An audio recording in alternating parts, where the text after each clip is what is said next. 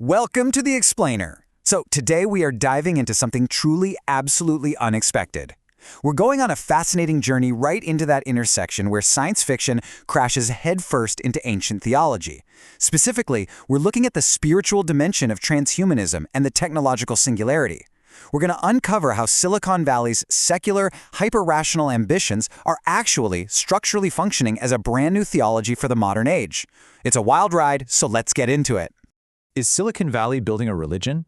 It's a completely surprising hook, right? Because we usually picture tech innovators as strict materialists, people focused entirely on data and code and the bottom line. But beneath this whole materialist facade of artificial intelligence and radical life extension, there's actually a profound attempt to answer our most ancient anxieties.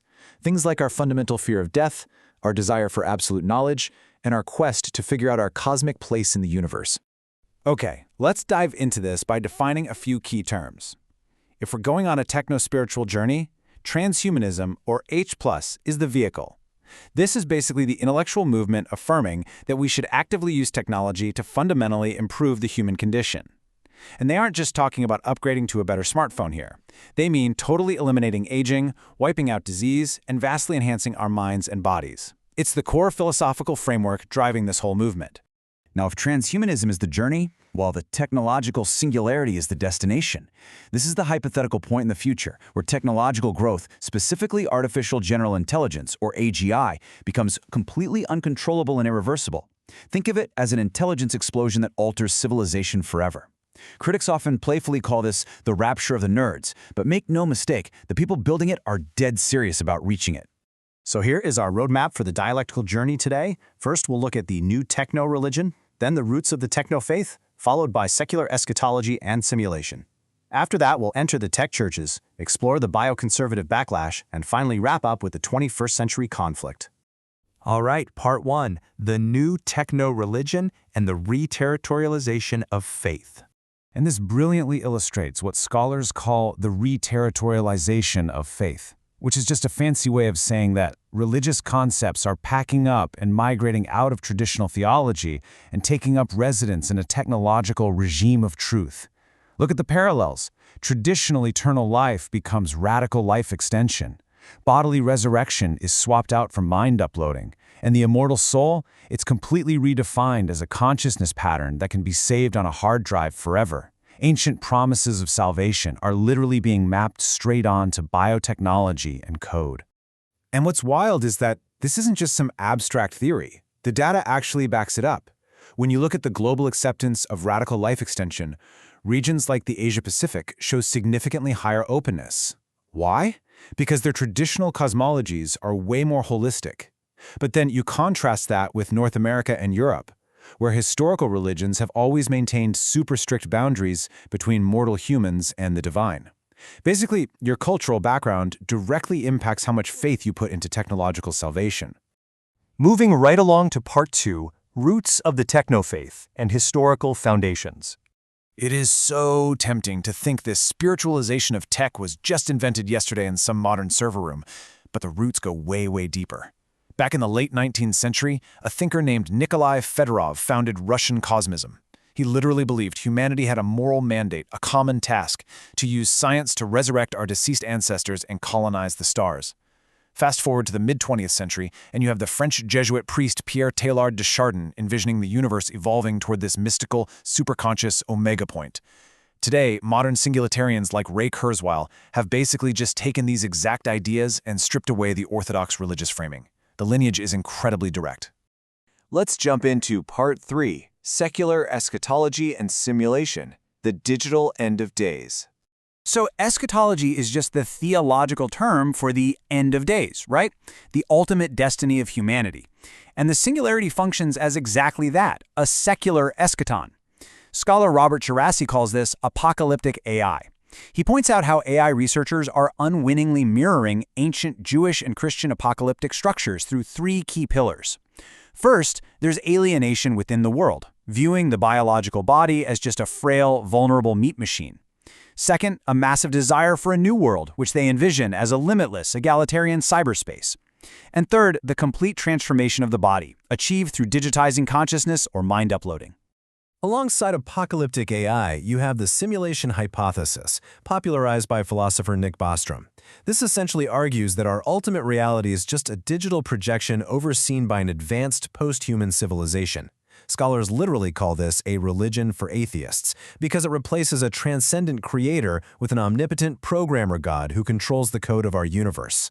It's packed with ancient Gnostic parallels, treating the physical world as an illusion and suggesting we might just be living inside fractal, nested realities where consciousness is nothing more than processed data. Let's pivot to Part 4. Enter the tech churches, institutionalizing the code. We are moving from theory into actual practice now, because there are real-world groups that have completely abandoned the secular label. Take the Teresa movement, founded by Martine Rothblatt. They are actively pursuing techno-immortality by combining digital mind files of a person's life with AI to create mind clones, like the famous Bina 48 robot. Then you've got Giulio Prisco's Turing Church, advocating for temporal resurrection.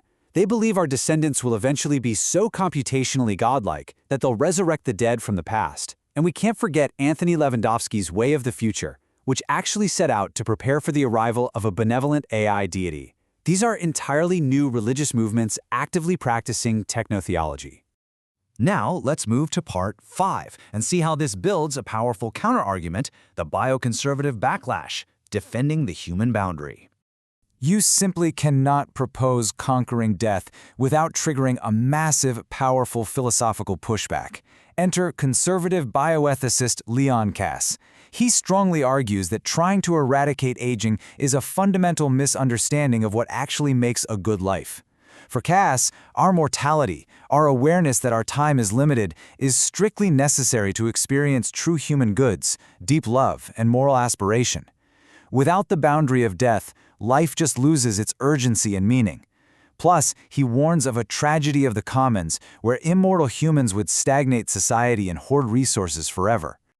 Next, we have political philosopher Michael Sandel taking a slightly different angle. He warns that the hyper-agency of transhumanism, this relentless drive to engineer our traits in our kids, destroys our appreciation for the giftedness of life. Sandel says that accepting our natural limitations is what builds humility and solidarity. If we start treating human traits like engineered products, we're going to create an absolute unforgiving meritocracy, where successful people feel zero empathy for the less fortunate because they literally believe they programmed their own superiority. Then there's political economist Francis Fukuyama, who actually called transhumanism the world's most dangerous idea. He argues the political equality and human rights absolutely depend on what he calls Factor X, a shared, irreducible human essence. If biotechnology lets the ultra-wealthy genetically augment themselves, Fukuyama warns society could fragment into entirely distinct biological species. We're not just talking about economic inequality here. This would be unprecedented hierarchical domination and class warfare on a biological level. And finally, the German philosopher Jürgen Habermas offers a super rigorous critique. He argues that to be a free, moral agent in a democracy, you absolutely have to feel like the sole author of your own life. When parents genetically program a child's traits, they impose an irreversible external design. Unlike education, which a kid can eventually argue against or unlearn, genetic programming hardwires their very architecture. Habermas argues this creates an asymmetrical dominance that completely destroys the moral equality required for a free society. Which brings us to our final section, the 21st century conflict and the synthesis. So, the crucial point is, when we bring these two massive worldviews into direct comparison, we see a profound biopolitical divide. On one side, you have the transhumanists, who view biology as a limitation to be transcended, advocating for complete morphological freedom and treating mortality as a technical glitch. On the exact opposite end, you have the bioconservatives, who see our biology as a normative baseline with inherent dignity, arguing that our unengineered limits are exactly what preserve our moral agency and equality. When you lay it all out, it becomes crystal clear. As these technologies move from science fiction to reality, the defining conflict of our time isn't merely going to be technological or economic, it is profoundly theological. It's the ultimate battle between the Promethean drive for absolute evolutionary mastery and the venerable, deeply rooted acceptance of our innate human limits. Which leaves us with this stark, memorable question as we wrap up this explainer.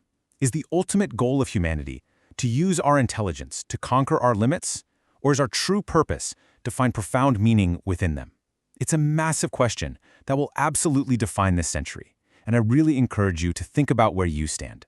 Thank you so much for exploring this wild topic with me today. Keep learning, keep questioning, and I'll catch you next time.